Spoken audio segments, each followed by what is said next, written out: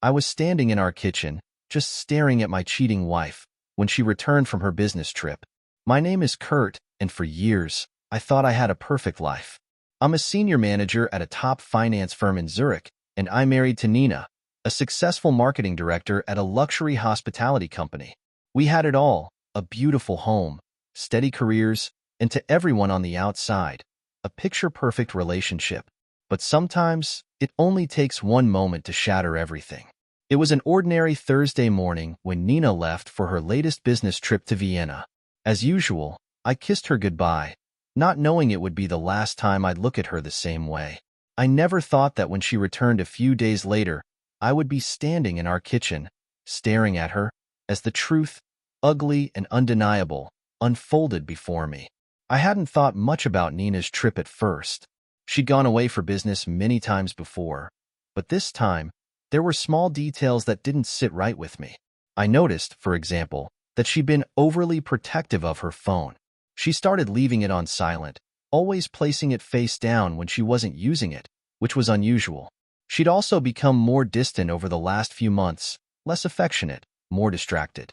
Sometimes I'd catch her staring off into space, as if lost in thoughts I wasn't a part of. Then there was the text message she'd accidentally left open on her phone one night while charging.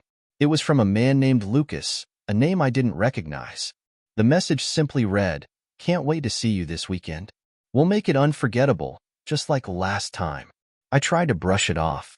Maybe it was a colleague or a client, but the feeling in my gut wouldn't go away. It gnawed at me, making me restless. Nina's trip to Vienna came and went, but something didn't feel right when she returned. Her luggage was slightly too heavy, as if there was more than just work clothes packed inside. She seemed tired, almost distant, but in a way that felt foreign to me. I asked her how the trip went, and she gave me the usual answers. Busy, exhausting, but productive. Nothing more. When I asked about her meetings, she quickly changed the subject. The oddities piled up, yet I still trusted her. I wanted to trust her, so I ignored it all, believing that maybe I was just overthinking things. It was that evening, just after Nina returned from her trip, that everything came crashing down. I was standing in our kitchen, as usual, preparing dinner when I heard the front door open. I turned around to see Nina stepping in, looking exhausted, but, as always, elegant. She smiled at me and said, "Kurt, can you grab my suitcase from the trunk?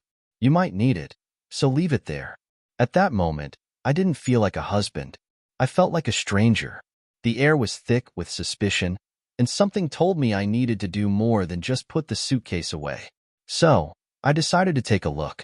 I went outside and popped open the trunk. As I reached for her suitcase, I noticed something strange. A set of receipts, lying under her suitcase, half hidden. They were from a luxury hotel in Vienna, dated the same weekend she was away. But the strange part was that the receipt wasn't for a conference room or a business meal. It was for a private suite, one that was far beyond the company's usual travel budget. My heart sank. It felt like the ground beneath me had disappeared. I opened the suitcase, almost mechanically, and began searching. Then, I found it.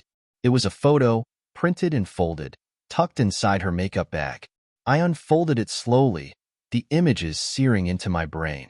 There, in the dim light of what appeared to be a hotel room, was Nina, smiling at the camera, her arm wrapped around a man I didn't recognize, and beside her, Lucas, the name from the text message.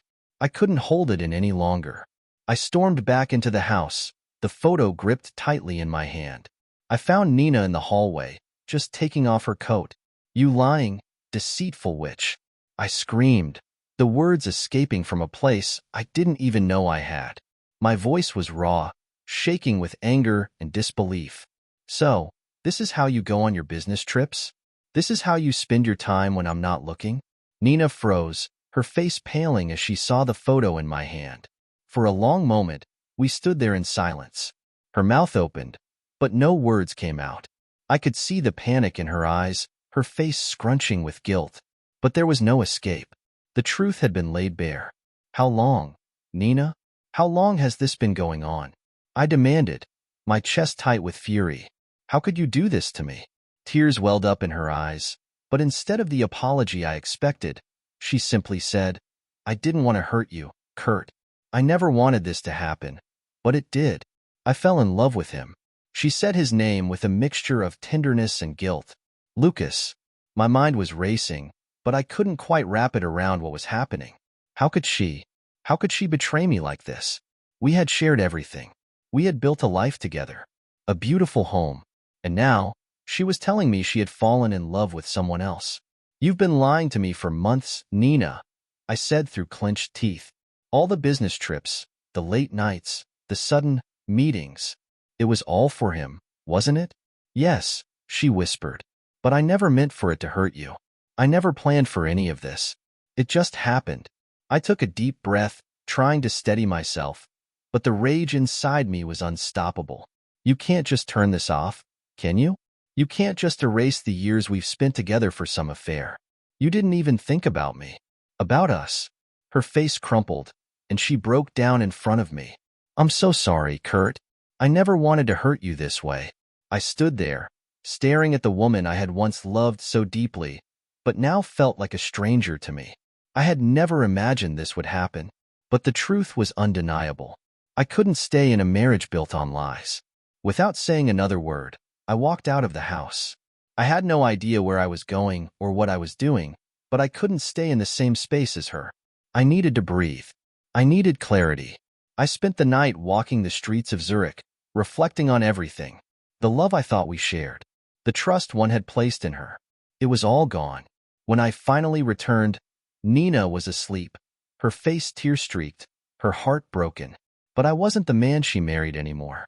The next morning, I packed my things and left. I didn't even say goodbye. I was done.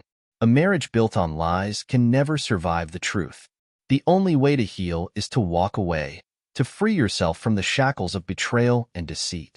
As I left, I thought to myself, sometimes the hardest part of love isn't knowing when to hold on. It's knowing when to let go. The only real way to move forward after betrayal is to make peace with yourself and never look back. Thank you for being a part of this story with me. If it moved you, please give the video a thumbs up and consider subscribing to Lauren's story. I've noticed many of you who enjoy these stories aren't subscribed yet. By subscribing, you're not just following a channel. You're becoming part of a community that values deep, meaningful storytelling. Let's continue exploring these heartfelt journeys together. Don't forget to click the notification bell so you won't miss our next story.